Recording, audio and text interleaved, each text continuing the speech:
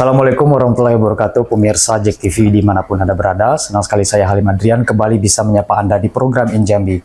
Program Injambi seperti biasa akan terus berupaya konsisten menayangkan tayangan berita yang berkualitas, edukatif dan informatif untuk Anda masyarakat Provinsi Jambi. Berikut Injambi selengkapnya.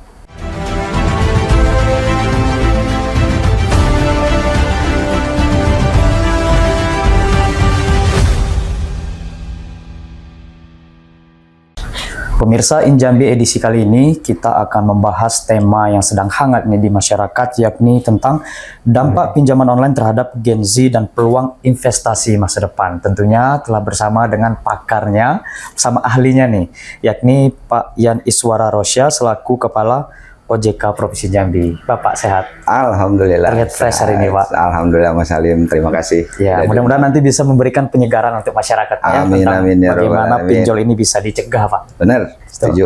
Pak, untuk mengawali segmen pertama, dari sisi OJK sendiri, bagaimana memandang dampak pinjol sekarang, Pak, fenomena secara umum? Ya, terima kasih Mas Halim. Tapi sebelum itu saya pengen ngucapin terima kasih juga nih buat JEK TV sudah menghadirkan program ini. Karena kenapa? Karena OJK itu sangat membutuhkan sinergi, kolaborasi bersama, baik itu ke akademisi, media, stakeholder lainnya. Dalam rangka apa? Dalam rangka meningkatkan literasi dan inklusi keuangan masyarakat.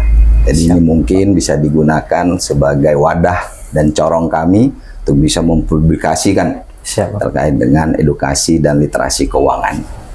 Nah, kalau tadi balik lagi kita ke pinjaman online itu, Mas Halim ya. Jadi boleh saya bercerita sedikit. Sebenarnya dari tahun 2016 itu kita sudah membuat suatu regulasi terkait dengan pinjaman online itu. Sebenarnya namanya bukan pinjaman online, namanya itu layanan pendanaan bersama berbasis teknologi informasi. Panjang lebih. Juga disingkat jadi pinjol ya? Pinjaman online. Nah, dari 2016 itu Mas Halim ya, kita melihat bahwa pertumbuhan dari pinjaman online itu luar biasa. Industrinya pun juga banyak gitu ya, dan masyarakat yang menggunakan fasilitas itu juga banyak. Let's say kita ambil pertumbuhan 2023. Itu pendanaannya itu meningkat 16,67%. Itu mencapai 59 triliun. Wow, cukup fantastis, Pak. Fantastis. Ya? Kemudian 2024 juga meningkat 23,86%. Itu kurang lebih pendanaan yang diberikan kepada masyarakat itu 73 triliun. Dan 2025 meningkat itu 25,45%. Itu mencapai 94,85 triliun. Itu luar biasa. Luar biasa, Pak. Nah, melihat kondisi dan pertumbuhan itu yang cukup fantastis, maka kami Otoritas Jasa Keuangan selaku regulator itu harus mengatur dengan baik, ya, baik dari tata kelola, baik itu dari manajemen resiko maupun pelindungan konsumen, sehingga lahirlah ketentuan kami yang terbaru yaitu POJK nomor 40 tahun 2024 yang mengatur bagaimana mekanisme pinjaman online itu dilakukan, baik itu dari yang pemilik dana maupun penerima dana pun dengan aplikasinya. Jadi kan pinjaman online itu sebenarnya industri yang berbasiskan aplikasi. Aplikasi, Pak, ya? Iya. Digital. Ya. Termasuk juga terminologi. Nah, dulu kita taunya pinjol. Pinjol yang terdaftar, pinjol ilegal yang tidak terdaftar. Nah, terminologi sekarang kita robah. Jadi pinjol itu konotasinya negatif. Sehingga pinjol itu yang untuk tidak terdaftar, yang terdaftar dan berizin OJK itu namanya pindar. Pinjaman dalam jaringan. Oh, pindar. Pindar namanya sekarang. Jadi kalau kita ngomong, oh yang terdaftar dan berizin OJK, berarti itu pindar. Sementara yang di luar itu, yang tidak terdaftar dan berizin itu pinjol. Pinjol, ya. Nah, sampai dengan akhir 2025, kami sampaikan kepada pemirsa semua bahwa pindar yang terdaftar di OJK itu berjumlah 95 perusahaan. 95 perusahaan yang termonitoring, Pak, ya? Iya, dulu dari 104, turun lagi 103, ditutup sampai dengan 95. Nah, menjawab tadi yang Mas Halim sampaikan, bagaimana tren penggunaan pinjol di Gen Z gitu ya. Ya. Kita melihat dengan data-data yang ada itu berdasarkan survei literasi dan inklusi keuangan. Jadi OJK itu juga melaksanakan survei. Survei untuk melihat bagaimana penggunaan produk-produk dan layanan jasa keuangan itu di masyarakat. Nah, kita juga memetakan di dalam survei itu. Ada juga yang mana yang Gen Z, mana yang anak muda, berdasarkan umur kan. Itu bisa termonitoring Pak ya? Bisa. Jadi dari survei itu kita lihat bahwa ternyata Gen Z itu dengan usia 15 sampai 17 tahun itu sudah memiliki atau katakanlah terpotret dalam survei itu memiliki layanan dan produk industri jasa keuangan itu kurang lebih 74 sampai dengan 89%. Oh, cukup fantastis Pak ya? Ya, artinya mereka telah terinklusi, ya kan? Nah, dari survei yang terinklusi itu kita lihat lagi Gen Z itu dalam rentang waktu umur sekian itu menggunakan produk apa, gitu ya? Ternyata 70-an persen itu menggunakan produk perbankan. Perbankan, Pak. Iya. Sementara bagaimana dengan Pindar? Itu masih kurang lebih di kisaran 4,5% untuk Pindar. Jadi artinya apa? Artinya ternyata anak-anak muda nih 4,5%-nya sudah menggunakan pinjaman online tadi atau Pindar tadi. Begitu Pak ya? Begitu. Jadi kita bisa bilang bahwa ya anak muda sekarang sudah catch up dengan kondisi yang ada, termasuk dengan produk-produk industri keuangan yang baru. Gitu. Pak, ini tadi Bapak menjelaskan ada dari ratusan perusahaan, sehingga ada terakhir tadi 95 perusahaan Pak ya? Benar. Apa faktor kok kenapa bisa menurun nih Pak? Ya, karena ketika kita lakukan pengawasan, pengaturan, kita perbaiki tata kelolanya, ternyata banyak dari perusahaan itu yang nggak survive, bermasalah. Sehingga dari pengawasan kami, ketika bermasalah, itu harus ditutup. Ada bermasalah tadi Pak ya? Benar, karena ketika dia tetap beroperasional, maka itu akan membahayakan atau merugikan masyarakat. Nah, itu dalam konteks pelindungan konsumen. Jadi OJK ini Mas Halim tidak hanya mengatur, mengawasi industri jasa keuangan, tapi juga melakukan pelindungan konsumen di masyarakat. Itu amanat undang-undang. Undang-undang kita jalankan tadi Pak ya? Iya, benar. Pak, jika kita lebih spesifik ke Gen Z nih Pak ya, banyak kita melihat perkembangan di dunia maya, di media sosial tuh Pak. Mereka mengeluhkan tentang dampak-dampak dari Pindar atau pinjol tadi Pak ya, yang ilegal. Ya, benar. Jadi mengapa mereka ini bisa rentan Pak ya, kalau dari sisi OJK sendiri yang Bapak nilai? Iya. Jadi kalau anak-anak muda sekarang, Gen Z, Gen milenial ataupun Gen Alpha mungkin belum kali ya. Belum ya. Jadi kan mereka tuh sudah terekspos dengan handphone gitu ya, terekspos dengan internet gitu ya. Sehingga hal-hal seperti itu berdampak terhadap gaya hidup, mindset gitu ya. Sehingga hal-hal tersebutlah yang membuat mereka rentan untuk terkena, kalau kita ngomong yang ilegal itu pinjol. Pinjol. Karena ketika dia mengakses internet ataupun dari handphone ya, itu kan ada tuh pop-up pinjaman online. Pinjaman online, iklan pop-up-nya itu kan, ya karena pengen tahu atau kepo gitu ya, langsung diklik, oh dicoba gitu ya. Nah, terus yang kedua, memang tidak bisa kita pungkiri juga mindset menjadi penting. Kenapa? Karena ketika orang yang sudah pengen konsumtif, gaya hidup, pengen temennya beli itu, dia juga pengen beli itu ya. Gimana caranya nggak ada duit? Udah ada pinjaman cepat gitu ya. Cepat, ya. Iklannya muncul tadi. Iklannya muncul.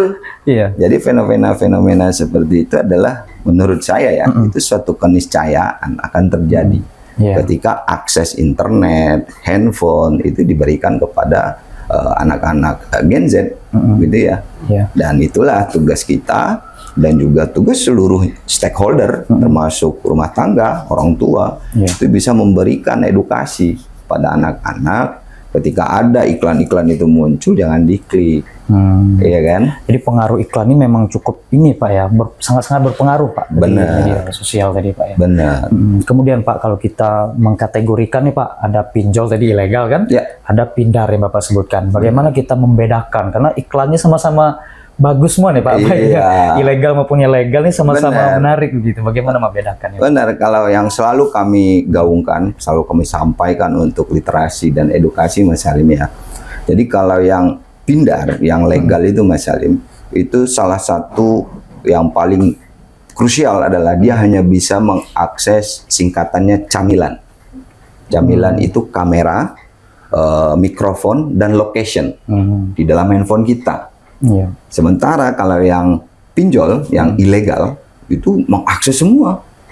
Termasuk kontak, termasuk foto, termasuk semua. Oh, bisa diakses Pak ya? Iya. Jadi ketika diberikan persetujuan untuk mengakses, itu yang ilegal itu dia mengakses semua phonebook kita, mengakses semua foto kita gitu.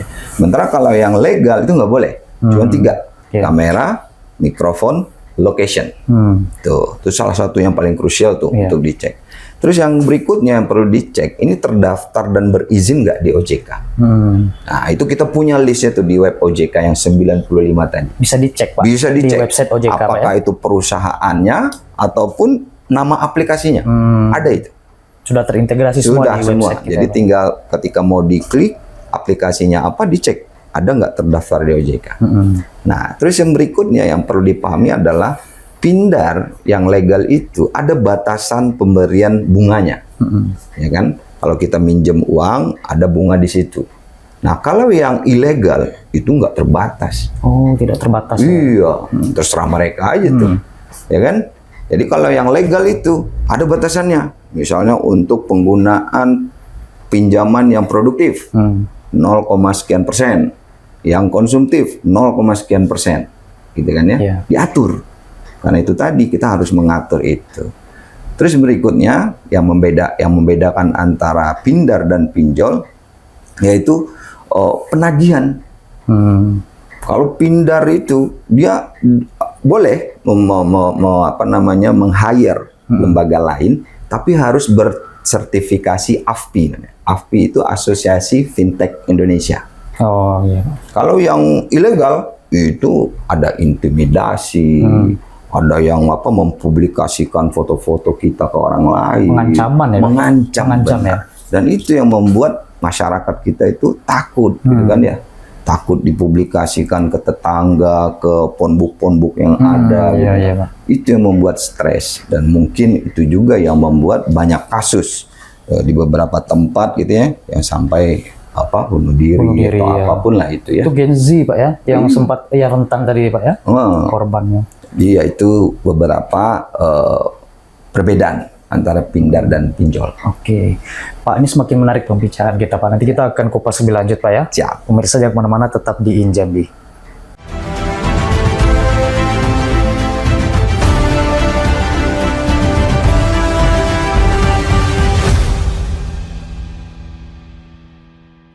Pemirsa, Anda kembali di Injambi. Pak, kita semakin hangat saja Pak ya, semakin bikin penasaran nih untuk dikupas lebih lanjut.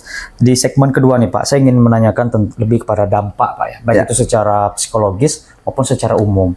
Yang pertama ingin saya tanyakan Pak, apakah di OJK pernah menemukan kasus gagal bayar Pak, pinjol maupun pindar ini? Ya, kalau untuk kasus gagal bayar Mas Salim ya, itu akan ada aja kasusnya. Karena kenapa? Karena setiap pendanaan atau pinjaman yang diberikan masih banyak juga tuh masyarakat yang belum membayar secara angsurannya. Itu ada gitu ya. Cuman itu tadi, apakah dampaknya terhadap masyarakat itu memberikan dampak buruk atau dampak positif? Jadi kita nggak bisa juga bilang bahwa setiap pinjaman online itu berdampak negatif, nggak juga. Positif ada juga. Ada juga. Artinya ketika pindar itu digunakan dengan baik, ya kan itu cepat, ya kan? Ketika kita klik langsung transfer, ya kan? Cepat. Nah, ketika itu digunakan memang untuk kebutuhan kita, dan apalagi kalau untuk produktif, itu menurut saya dampaknya positif. Gitu ya. Kita nggak kayak produk-produk lain yang harus nunggu berapa lama gitu ya. Nah, itu hal yang positifnya. Sementara kalau yang untuk hal negatifnya itu banyak yang kita lihat juga ya, kejadian-kejadian yang ada di Indonesia ini terkait dengan dampak pinjol yang ilegal. Ya, kalau untuk dampak sosial ya bisa inilah kita lihat di beberapa media itu memicu keretakan rumah tangga gitu ya. Salah satu dampaknya tadi. Benar, karena kaget aja tuh Iya. istrinya minjem di pinjaman online ilegal gitu. Iya. Terus datang tuh debt collectornya ke rumah, suaminya kaget gitu. Bahkan beberapa tahun terakhir ini kita melihat juga ada yang sampai bunuh diri satu keluarga Iya. itu di Jakarta, seingat saya itu di Ciputat gitu ya. Nah, alhamdulillah di Jambi belum ada. Mudah-mudahan. Dan mudah-mudahan jangan. Mudah-mudahan jangan. Kita harapkan Mudah-mudahan jangan. demikian, Karena kenapa? Karena itu tadi, ketika sudah ada intimidasi, sudah ada teror, sudah ada datanya disebar kemana-mana, kan kasihan. Tekanan psikis Tekanannya tadi, Pak, ya? psikisnya itu ya.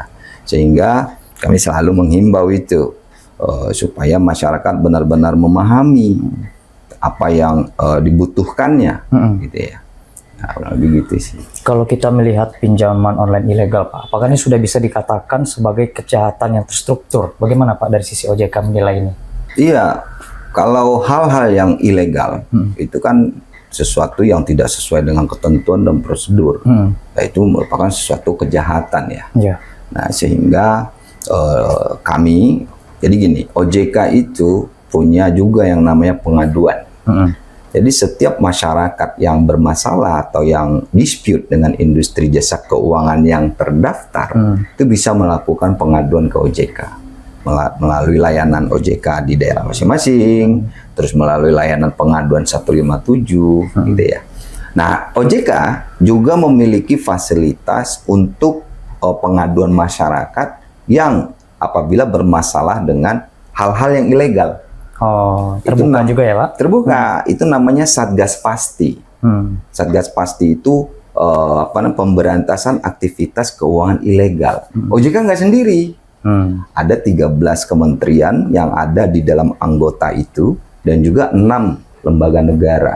BI, PPATK, Kejaksaan, BIN ya, semua yang ikut dalam Satgas Pasti itu. Jadi ketika masyarakat bermasalah, ada hal-hal yang ilegal, silakan adukan ke Satgas Pasti dan juga melalui kanal si pastinya OJK.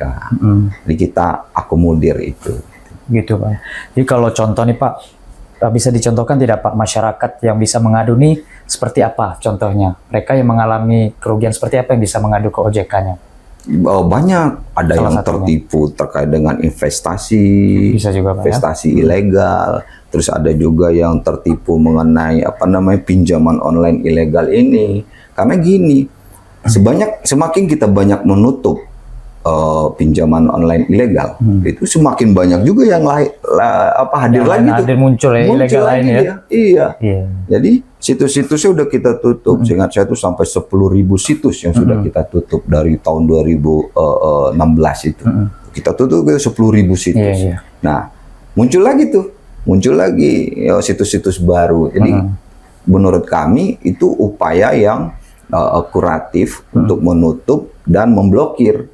Tapi yang paling penting adalah preventifnya, Pencegahan. pencegahannya. Ya? Nah, caranya gimana? Caranya kita harus edukasi secara masif seluruh segmen masyarakat, baik itu ibu-ibu, gitu ya, terus mahasiswa, terus kemudian Gen Z, gen milenial, itu kita harus edukasi, berikan pemahaman literasinya yang baik, ya, sehingga mereka dengan edukasi dan dengan literasi yang baik itu mereka bisa memahami kira-kira produk ini memiliki resiko yang tinggi apa tidak. Gitu. Artinya masyarakat Provinsi Jambi jangan khawatir Pak ya, Ya. jika menemukan ada terjerat pinjol ataupun kasus-kasus yang tadi Bapak sebutkan bisa melapor ke OJK Jambi ya Pak. Benar. Karena Satgasnya dan juga regulasi ini telah mengatur, Ya. mengakomodir tadi bagaimana masyarakat bisa dibantu Pak ya. Benar. Secara langkah konkret Pak, mungkin khusus Gen Z. Ya. Tadi kan Bapak ada menjelaskan secara regulasi Pak ya, secara umum. Kalau untuk Gen Z sendiri, bagaimana regulasi yang mengatur Gen Z ini Pak terkait jika mereka terjerat pinjol tadi? Mungkin ada program edukasi khusus, program bagaimana yang disiapkan OJK Jambi Pak? Ya, kita 2025 itu kurang lebih di sekitaran 130-an sekian edukasi yang sudah kita lakukan Mas Salim. Itu tidak hanya menyasar kepada UMKM, ibu-ibu, mahasiswa juga. At least kan Gen Z kan di mahasiswa itu. Mahasiswa ya. Itu kita lakukan. Dan kita juga sudah bekerja sama dengan 11 universitas di Provinsi Jambi. Untuk apa? Untuk melaksanakan namanya kita Duta Literasi Keuangan.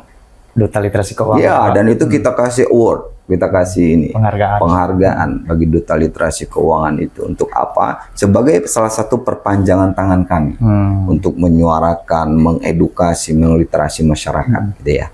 Nah, mahasiswa pun juga menjadi sasaran kita karena banyak Gen Z dan milenial itu di mahasiswa kan. Mahasiswa itu kan sekarang udah mulai berpikir tuh. Bagaimana mereka investasi, bagaimana cara mengelola keuangan gitu ya. Nah, ketika fenomena itu terjadi, maka seyogyanya lah kami masuk untuk memberikan gambaran terkait produk-produk yang ada, gitu kan ya. Produk yang ada, apakah itu mulai dari kredit, apakah itu dari investasi saham, apakah itu dari pinjaman online dalam jaringan atau pindar gitu ya. Nah, dari hal-hal seperti itu, jadi mereka tahu produk apa yang sesuai dengan kami gitu kan ya. Misalnya kami butuh ini, kami butuh usaha kuliner misalnya ya, atau kami punya UMKM apa nih, kira-kira kita bisa meminjam ke siapa gitu ya. Karena di Pindar pun juga ada batasan-batasan pemberian dana yang udah kita atur. Nggak boleh melebihi katakanlah sesuai dengan penghasilannya, atau dia harus punya penghasilan gross berapa, itu sudah diatur. Sudah ada aturannya semua Pak ya, sampai usianya di atas 18 atau di bawah 18 itu sudah diatur. Iya, Pak. Sehingga tinggal masyarakat nih, kita semua nih, mana kira-kira produk yang bisa kita gunakan. Kami bekerja sama dengan industri jasa keuangan, pergi ke kampus gitu ya, buat galeri investasi kalau untuk pasar modal gitu. Sekarang itu Mas Salim ya, 10.000 itu bisa reksadana. Oh bisa sudah Pak ya? Bisa. Jadi kalau mahasiswa itu nabung gitu, buat investasi jangka panjang 10.000 bisa dia untuk membeli reksadana. Nah sekarang pun juga ada bullion bank gitu ya, ada Pegadaian juga gitu yang mau yang tabungan emas itu untuk investasi. Nah kalau untuk pinjaman balik lagi kemampuan masyarakat, kemampuan teman-teman Gen Z itu. Misalnya mereka mau buka usaha kuliner, berapa kemampuan angsurannya per bulan? Nah, kalau untuk kecepatan, memang kita akui Pindar itu lebih cepat. Lebih cepat memberikan pendanaan kepada masyarakat yang membutuhkan. Tapi harus kita lihat sesuai nggak dengan kemampuan kami untuk membayar angsurannya. Itu yang paling penting. Jadi harapannya tidak hanya konsumtif aja, alangkah lebih baik itu juga produktif kan? Produktif ya. Iya benar. Pinjaman itu bisa digunakan untuk membuat usaha tadi begitu Pak ya. Dan juga tadi langkah konkret dilakukan OJK ini ada Duta Literasi Keuangan Pak ya, yang menyasar di sana frontlinernya para Gen Z dan mahasiswa. Ini menarik Pak ya. Nanti kita akan kupas lebih lanjut Pak ya. Siap. Mirsa jangan kemana-mana, tetap di Injambi.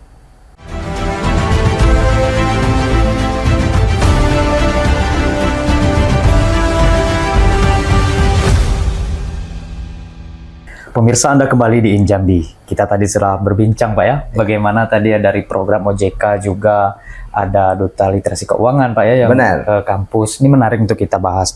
Pak, ini di segmen ketiga ini kita membahas tentang literasi keuangan dan alternatif sehat bagi Gen Z. Pertanyaan Pak, menurut OJK seberapa penting literasi keuangan ini bagi kalangan milenial dan Gen Z ini Pak?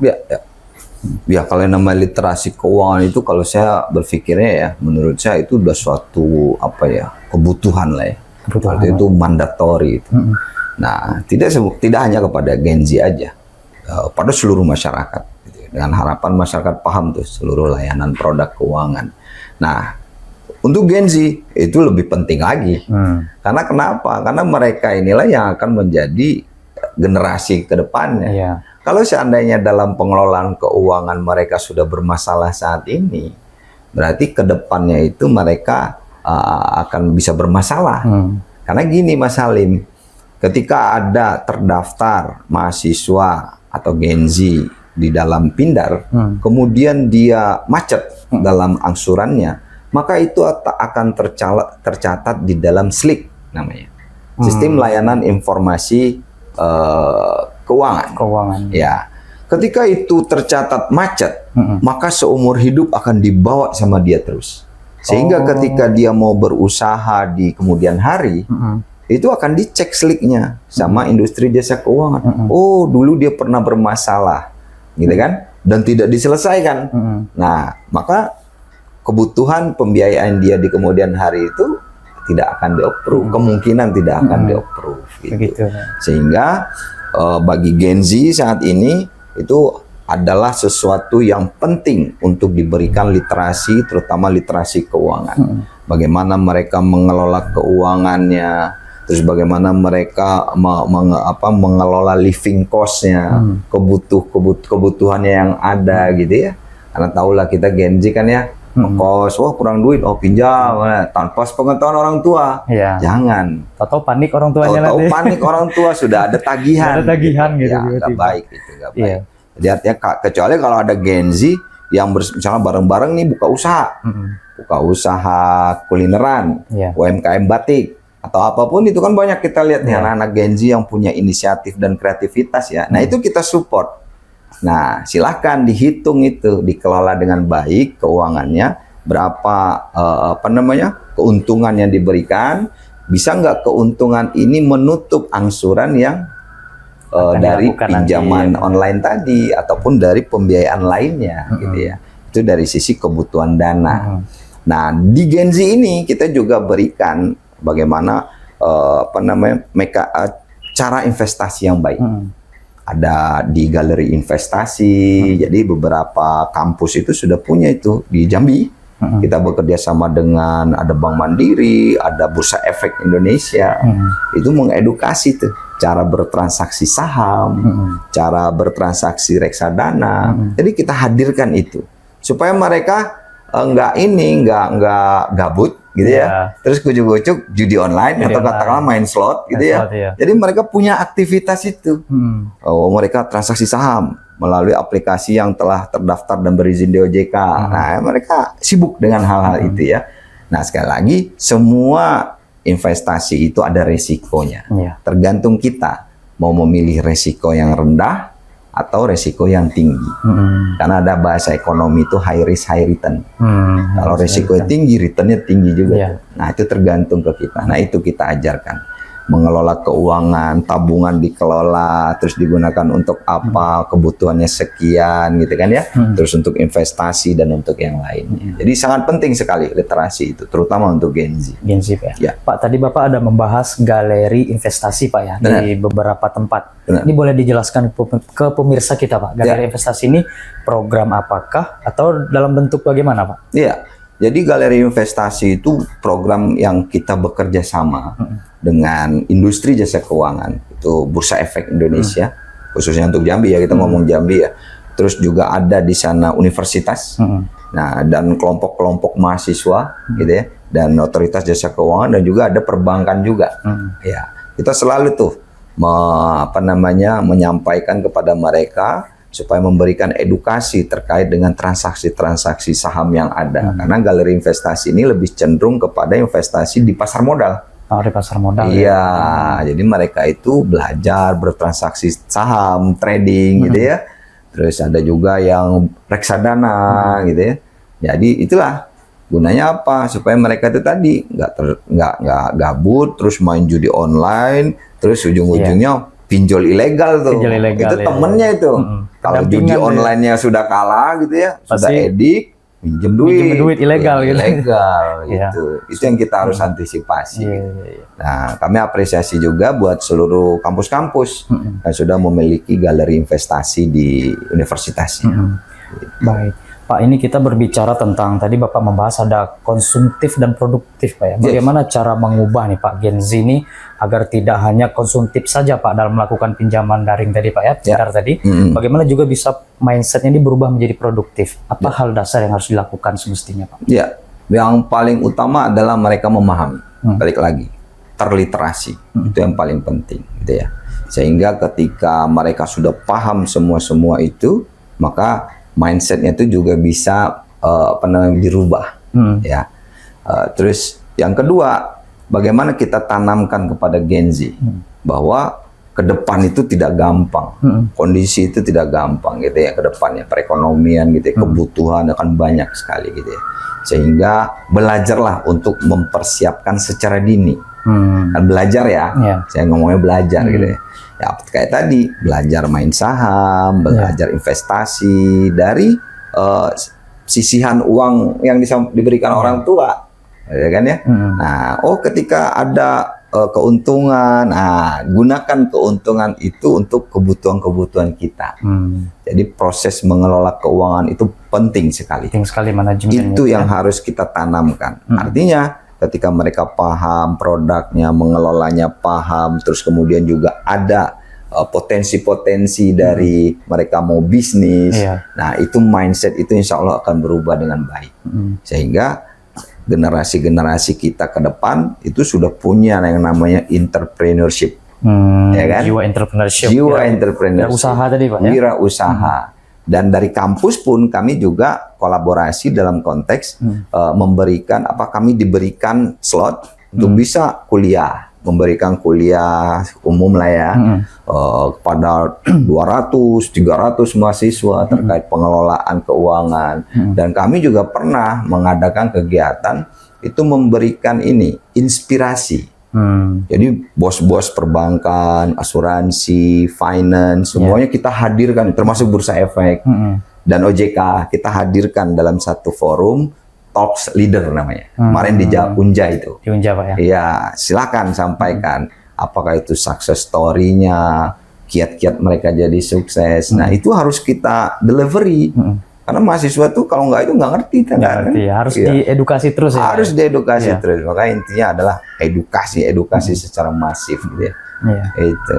Baik, Pak, ini untuk ini ya Pak ya, penegasan kepada Gen Z khususnya. Ya.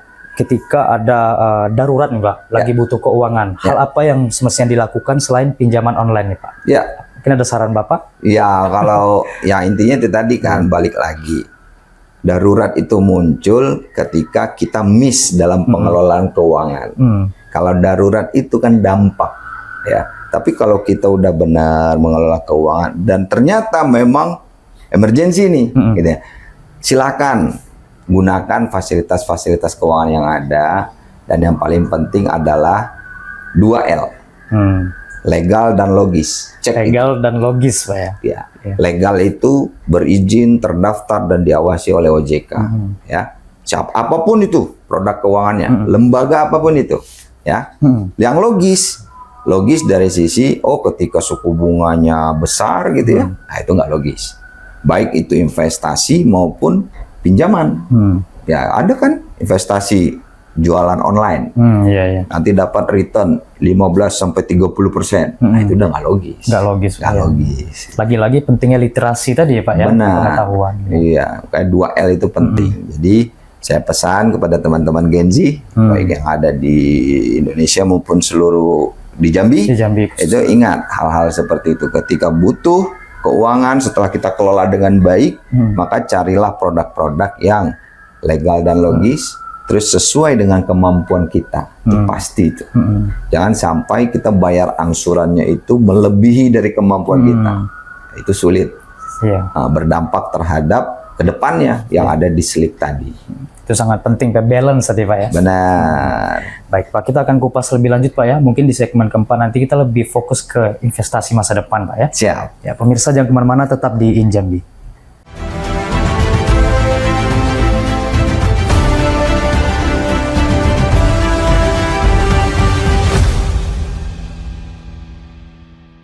Pemirsa, Anda kembali di Injambi. Pak, di segmen keempat nih kita bicara angin segar nih Pak. Ya. Bagaimana investasi bagi Gen Z di masa depan. Ya. Seberapa penting menurut Bapak Gen Z ini melakukan investasi nih Pak, untuk jangka panjang? Oke. Iya Mas Salim. Jadi kalau seperti yang saya sampaikan tadi, itu kita berikan pemahaman terhadap Gen Z dengan harapan Gen Z itu bisa belajar berinvestasi dan tidak salah. Dalam berinvestasi ya gitu ya. Karena investasi itu membantu dan menjaga bahkan meningkatkan daya beli di masa depan gitu ya. Terus membantu kemandirian fiskal. Nah, sekarang kita ada yang namanya financial health. Jadi itu bagaimana kita mempersiapkan kesejahteraan keuangan kita di masa depan. Nah, itu cara itu tadi, belajar mengelola keuangan, bagaimana mempersiapkan uang kita ketika kita dalam keadaan krisis, yang tadi yang Mas Salim bilang, emergency. Nah, itu harus kita siapkan dengan baik. Dan bagaimana kita menginvestasikan sesuatu yang di masa depan yang memiliki resiko sesuai dengan apa yang kita punyai. Kalau orang yang punya pengen resikonya tinggi ya silahkan, tapi konsekuensinya ada juga. Terus kita dengan adanya belajar investasi itu kita yang tadi mindset berubah dari hal-hal yang konsumtif menjadi produktif, ya kan? Karena ketika itu sudah produktif maka akan mudah-mudahan memberikan return atau laba atau keuntungan yang baik di masa depan. Terus yang berikutnya perlu juga kita sampaikan bahwa dari sekarang itu kita harus bisa mempersiapkan masa depan mau kemana kita, ya kan? Apakah kita mau wirausaha, entrepreneurship tadi? Apakah kita mau sebagai pegawai? Ya silahkan saja. Itu balik ke teman-teman Gen Z. Yang penting Gen Z itu udah harus siap untuk bertarung di luar sana gitu. Itu yang penting. Itu mental yang siap tadi Pak ya. Oh, iya benar. Ya. Jadi Pak, kalau untuk berbicara investasi, instrumen investasi apa yang menjanjikan nih Pak untuk di era sekarang nih bagi Gen Z? Ya, kalau saya menyebutkan satu mungkin nggak elok rasanya ya. Instrumen itu macam-macam. Balik lagi tadi tuh, high risk, high return kah, mampu nggak gitu ya. Nah, cuman ada beberapa mungkin yang bisa saya sampaikan, yang pastinya adalah instrumen investasi yang terdaftar dan diawasi oleh OJK ya. Apanya itu? Jangan yang ilegal. Ada beberapa investasi ilegal yang pakai skema Ponzi, ada yang meng-hire orang gitu ya. Terus kalau seandainya dia beli ini, mendapatkan ini, harus melakukan aktivitas ini, itu ilegal itu. Yang penting harus terdaftar dan diawasi oleh OJK. Nah, kemudian kalau untuk investasi-investasi yang lagi hype saat ini, ya itu tadi saya bilang reksadana itu bisa 10.000 loh. 10.000 sudah bisa ya Pak? Iya. Makanya belajar bagaimana membuka akun di Bursa Efek Indonesia, melihat tuh mana-mana perusahaan-perusahaan yang memiliki produk reksadana yang 10.000 itu. Gitu. Itu reksadana itu bagian dari investasi. Atau saham bisa resmi juga. Pak ya? Resmi. Atau saham bisa juga. Atau investasi-investasi lain seperti tabungan emas. Bisa juga. Kita melihat nilainya menaik terus nih Pak ya? Iya benar. Sudah ada 2 perusahaan bank bullion gitu sekarang kan. Itu Pegadaian dan BSI, silahkan itu dimanfaatkan. Misalnya ada sisa-sisa uang jajan gitu ya, bisa nabung emas. Dan sekarang pun juga diturunin itu, yang semulanya di kisaran 200.000 nabung emas, sekarang sudah bisa di bawah itu di bawah itu gitu ya, dapat emasnya 0,0 sekian gram gitu kan ya, gramasinya itu ada.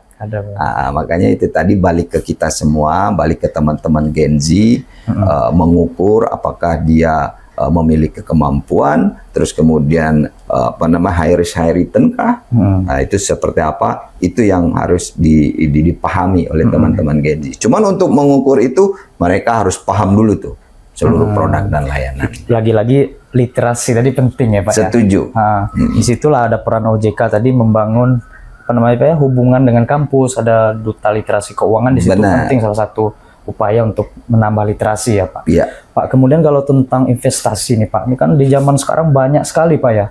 Ada yang bermodus, yang maksudnya ilegal bermoduskan seolah-olah ini resmi. Bagaimana cara kita membedakan investasi yang aman dan ilegal tadi Pak? Iya. Untuk yang pertama 2L tadi, pastikan itu cek terdaftar enggak. Tuh. Terus yang kedua, keuntungannya untuk hal yang logis, ya wajar apa tidak, ya. Terus yang ketiga, biasanya yang ilegal itu dia selalu menarasikan klaim tanpa resiko, ya enggak lah, kayak gitu ya.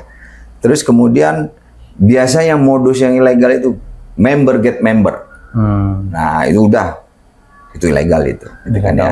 Nah, terus ada modul-modul yang harus diisi, tapi Anda harus bayar dulu, itu ilegal. Ilegal Pak. Iya. Terus yang berikutnya ini biasanya dia mengendorse tokoh-tokoh masyarakat. Wow, kemarin saya dapat return sekian gitu ya. Nah, ya itu tadi yang harus kita perhatikan. Karena biasanya saya dulu di Manado itu ada di daerah sana itu di Gorontalo itu yang kejadian hal-hal seperti itu ya. Jadi dia mengendorse public figure, terus kemudian mengendorse orang-orang tokoh masyarakat gitu ya. Terus disampaikan memberikan keuntungan 30%. Nah, udah itu enggak. Oh, jadi sempat juga ada menggait tokoh masyarakat public figure, Pak ya? Benar, benar. Karena dari situlah mereka masyarakat percaya, public figure aja investasi gitu ya. Nah, itu udah nggak benar itu. Hanya harus hati-hati terkait dengan investasi bodong itu atau investasi ilegal itu. Karena kita tuh sudah ribuan menutup investasi ilegal. Di Jambi juga ada tahun 2025 namanya Wealthfront Limited, WFL. Itu ada di Kerinci atau Sungai Penuh. Ya, jadi dia member get member. Ya. Kemudian kita coba telusuri, terus kita komunikasi dengan BIN, kita komunikasi dengan kepolisian dan ditelusuri ke sana, besok tutup. Langsung Pak, langsung tutup. Gitu ya? Karena udah ini dia. Nah, itu lucu itu. Dia modusnya itu nonton film Korea. Jadi kalau dia mau menonton selama sekian gitu ya, akan dapat return gitu. Tapi dia harus deposit dulu. Oh, modusnya seperti itu ya. Iya, makanya hal-hal yang seperti itu modusnya banyak. Iya. Nah, itu yang harus dipahami oleh teman-teman Gen Z. Jangan mudah diiming-imingi untuk hal-hal seperti itu. Baik, Pak. Sebelumnya kami mengucapkan terima kasih. Siap, Mas Salim. Pak ya, sebelum kita menutup diskusi kita, Pak, mungkin closing statement nih untuk Gen Z agar di saat darurat bukan pinjol yang dilakukan tapi investasi. Bagaimana Pak harapannya untuk Gen Z, Pak? Ya, saya selalu sampaikan di setiap edukasi dan literasi kita kepada seluruh masyarakat dan terutama Gen Z. Yang pertama ingat 2L, cek legal dan logis. Legalnya itu terkait dengan diawasi OJK atau tidak. Logisnya itu terkait keuntungan yang diberikan. Tuh, pastikan itu. Kalaupun memang pinjaman membutuhkan pinjaman pindar, maka pastikan itu juga legalitasnya. Yang bisa diakses hanya 3, kamera, location, sama mikrofon, camilan. Pak. Ya. Terus yang berikutnya saya sampaikan juga ke teman-teman Gen Z harus bisa belajar untuk merubah mindset dari hal-hal yang konsumtif menjadi hal-hal yang produktif. Belajar menjadi entrepreneur dari sekarang gitu ya. Terus yang terakhir saya sampaikan jangan abal, jangan asal dan jangan abai. 3A. 3A Pak ya. Iya. Jangan asal untuk ngeklik pinjaman yang ada iklan-iklan. Jangan abai dalam konteks kita itu memberikan edukasi, jangan cuek-cuek aja gitu ya. Memberikan pengayaan atau ilmu pengetahuan tentang produk keuangan, jangan abai itu. Dan jangan abal. Biasanya kalau abal udah terserah dia ya. Jangan. Itu karena gimana pun kondisi keuangan Anda sekarang itu akan memberikan dampak di masa depan, terutama untuk Gen Z sebagai generasi muda bangsa ini. Baik, terima kasih Bapak sekali lagi. Oke. Ya, pemirsa, itu dia diskusi kita bersama dengan Kepala OJK Provinsi Jambi. Semoga diskusi kita pada hari ini bisa mencerahkan, terutama bagi Gen Z, agar bisa membedakan mana pinjaman yang resmi, mana yang ilegal, dan juga yang paling penting adalah kita berubah mindset dari konsumtif menjadi produktif nih Pak. Syukur-syukur bisa membuka lapangan pekerjaan. Benar sekali. Ya, pemirsa, demikian saya Halim Andrian Putra, wakili kru yang bertugas, pamit undur diri. Assalamualaikum warahmatullahi wabarakatuh. Waalaikumsalam. JEK TV, inspirasi kita.